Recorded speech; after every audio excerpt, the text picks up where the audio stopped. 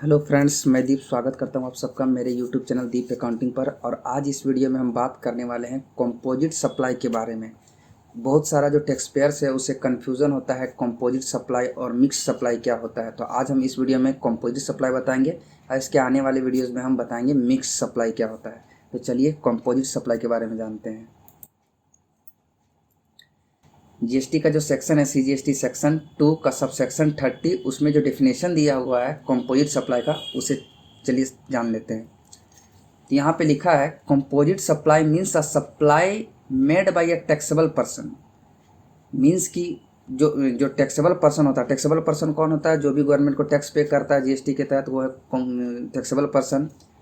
तो वो ऐसा सप्लाई करता है जो रिसिपिएंट को जिसमें दो या दो से ज़्यादा गुड्स और सर्विसेज या दोनों ही हो, ठीक है, which are naturally bundled and supply in conjunction, जो कि ज़्यादातर मतलब वो एक दूसरे का समझ लीजिए कि जोड़ा के रूप में ही, या फिर उस तरह से उसको डिजाइन ही किया गया है कि वो दोनों एक दूसरे के साथ ही बिकता है तो बिजनेस में। तो ऐसा सप्लाई को हम कंपोजिट सप्लाई कहते हैं, जिसमें से एक जो है वो प्रिंसिपल सप्लाई होता है। अभी हम एग्जांपल देंगे तब आप लोगों को समझ में आ जाएगा।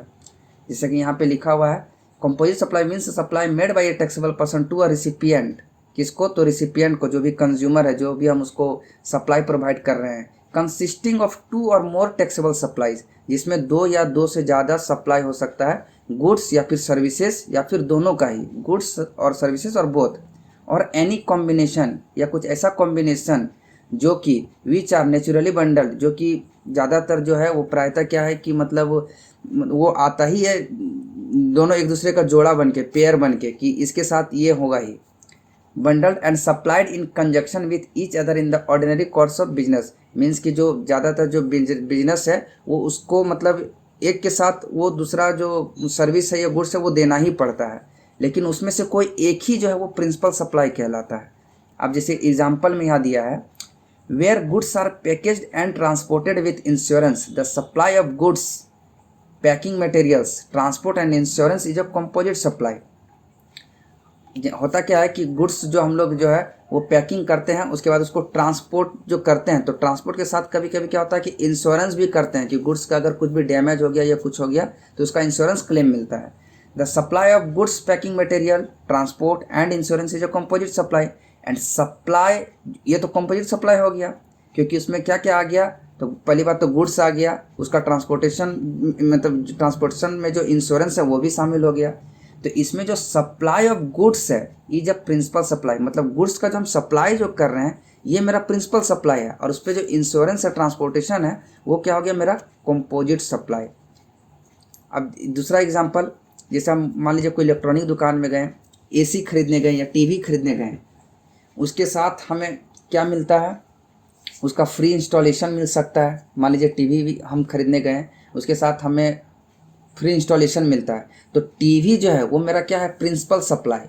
लेकिन उसके साथ जो सर्विस प्रोवाइड किया गया कि टीवी इंस्टॉलेशन फ्री में दिया जाएगा, वो हो गया कंपोजिट सप्लाई। तो ये दोनों टैक्सेबल है, लेकिन एक के साथ एक देना ही पड़ता है वो उस तरह का बिजनेस में। तो उसी को बोलते हैं हम लोग कंजंक्शन, मतलब कि एक के साथ एक दूसरे को जोड़ा, मतलब ये आता ही है एक के साथ दूसरा। तो इस तरह का सप्लाई को हम कंपोजिट सप्लाई बोलते हैं। तो आशा करता हूँ ये वीडियो में आपको कंपोजिट सप्लाई क्लियर हो गया होगा। इसके आने वाला वीडियो में हम बताएंगे कि मिक्स्ड सप्लाई क्या, किसे कहते हैं, क्योंकि बहुत सारा व्यूवर्स जो है उसको मतलब कन्फ्यूज़न होता है कि कंपोजिट सप्लाई और मिक्स सप्लाई क्या होता है, क्योंकि दोनों जो है वो सुनने में एक ही जैसा लगता है, कंपोजिट और मिक्स्ड। तो नेक्स्ट वीडियो में हम मिक्स सप्लाई के भी बारे में बताएंगे कि उससे उसको मतलब उसमें किस तरह का सप्लाई शामिल है।